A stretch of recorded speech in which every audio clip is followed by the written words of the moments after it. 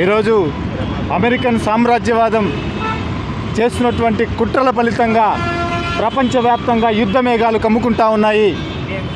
ఈరోజు తమ చెప్పు చేతల్లో పెట్టుకోవాలని, ప్రపంచ దేశాలన్నింటినీ తమ గుప్పిట్లోకి తీసుకోవాలన్నటువంటి కుట్రతో అమెరికా మధ్యప్రాచ్య ప్రాంతంలో ఉన్నటువంటి గల్ఫ్ దేశాలపైన తమ ఆధిపత్యాన్ని కొనసాగించడం కోసం ఇరాన్ పైన తీవ్రమైనటువంటి దాడికి పాల్పడినది.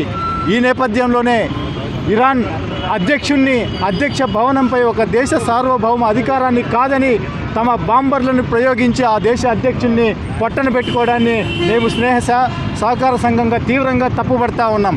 ఇప్పటికైనా ప్రపంచ శాంతి కావాలని చెప్పేసి మేమంతా కోరుతూ ఉంటే, ఒకవైపు అమెరికా అధ్యక్షుడు తనకు నోబెల్ శాంతి బహుమతి కావాలని నిస్సిగ్గుగా మాట్లాడినటువంటి వ్యక్తి ఈరోజు ప్రపంచ శాంతికి విఘాతం కలిగిస్తూ ఇటువంటి చర్యలు పాల్గొంటూ ఉన్నాడు. ఇంతకు ముందే మనం చూసాం, వెనుజులా అధ్యక్షుడు అతని భార్యను ఆ దేశంలోకి తమ సైన్యాన్ని ప్రవేశపెట్టి అక్రమంగా తమ దేశానికి తరలించినటువంటి ట్రంప్ కొద్ది నెలలు గడవక ముందే ఇరాన్ లాంటి స్వతంత్ర దేశం పైన, సార్వభౌమాధికారం ఉన్నటువంటి దేశం పైన దాడి చేసి ఆ దేశ అధ్యక్షుడిని పొట్టన పెట్టుకోవడాన్ని ప్రపంచ దేశాలన్నీ తీవ్రంగా ఖండించాలని విజ్ఞప్తి చేస్తూ ఉన్నాం. ఇదంతా ఈ గల్ఫ్ దేశాల్లో ఉన్నటువంటి ఆయిల్ నిక్షేపాల కోసం ట్రంప్ చేస్తున్నటువంటి కుట్రలుగానే మేము భావిస్తూ ఉన్నాం. ఒక దేశ సార్వభౌమ అధికారం మీద దాడి చేసే హక్కు లేదని ఈరోజు ఐక్యరాజ్య సమితి లాంటి సంస్థలు చెబుతూ ఉంటే, వాటన్నిటినీ పెడచెవిన పెట్టినటువంటి ట్రంప్, నెతన్యాహు ఇద్దరు ఏకమై ఈరోజు ప్రపంచాన్ని శాసించాలని కుట్రలు చేస్తూ ఉన్నారు. ఈ కుట్రలన్నింటినీ తిప్పికొట్టకపోతే ఈరోజు మానవాళి మొత్తం భస్మమయ్యే పరిస్థితులు తలెత్తుతూ ఉన్నాయి. మూడవ ప్రపంచ యుద్ధం వచ్చినా ఆశ్చర్యం లేదనే పరిస్థితులు ఈరోజు ప్రపంచవ్యాప్తంగా కనిపిస్తున్నాయి. అందుకే ఈరోజు నెతన్యాహు, ట్రంప్ ఇద్దరు కుట్ర చేసి ఈరోజు అమెరికా పైన చేసినటువంటి దాడిని ఇస్కఫ్గా మేము తీవ్రంగా తప్పుపడతా ఉన్నాం. ఇప్పటికైనా మానవత్వంతో స్పందించి ఆ యుద్ధాన్ని తక్షణమే నిలిపివేయాలి అని చెప్పేసి, ప్రపంచ శాంతికి ముందుకు రావాలని చెప్పేసి మేము కోరుతా ఉన్నాం. లేని పక్షంలో ప్రపంచ దేశాలన్నీ ఏకమై మీ విధానాలపైన, మీ సామ్రాజ్యవాద విధానాలపైన కత్తి దూస్తాయని చెప్పేసి ఈ సందర్భంగా హెచ్చరికలు జారీ చేస్తూ ఉన్నాం. ఇప్పుడు మా ఇస్కఫ్ జాతీయ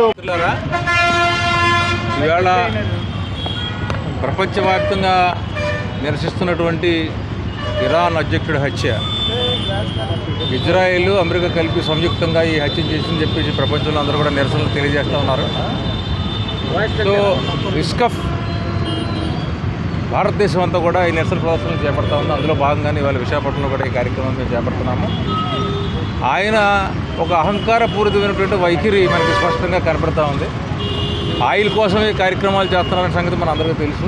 ఒక దేశంలో ఏదైనా అలజడి జరిగినప్పుడు ఆ దేశ ప్రజలు ఆ సమస్యను పరిష్కారం చేసుకునేటటువంటి హక్కు అన్ని దేశాలకే ఉన్నది. అలాగే ఒక పక్క జెనీవాలో చర్చలు మొదలుపెట్టిన తర్వాత బయలుదేరేసి ఇక్కడ దాడులు ప్రారంభించడం అనేది చాలా దుర్మార్గమైన చర్య.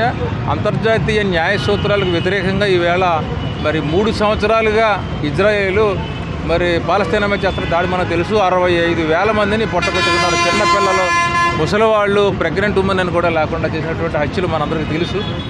ఒక పక్కేమో మరి రష్యా ఉక్రెయిన్ వార్ జరుగుతోంది, అది 4 సంవత్సరాలు అయిపోయింది. ఇవాళ ప్రపంచం అంతా కూడా మరి ఈయన ట్రంప్ గారి దయ వల్ల మనందరూ కూడా వచ్చింది. పెద్ద విశేషం ఏంటంటే, భారతదేశానికి సంబంధించి మన ప్రధాని గారిని కూడా ఒక ప్రశ్న తెచ్చుకున్నాం. ఈయన ఇజ్రాయేల్ ఎందుకు వెళ్ళారో మరి మనకు తెలియదు.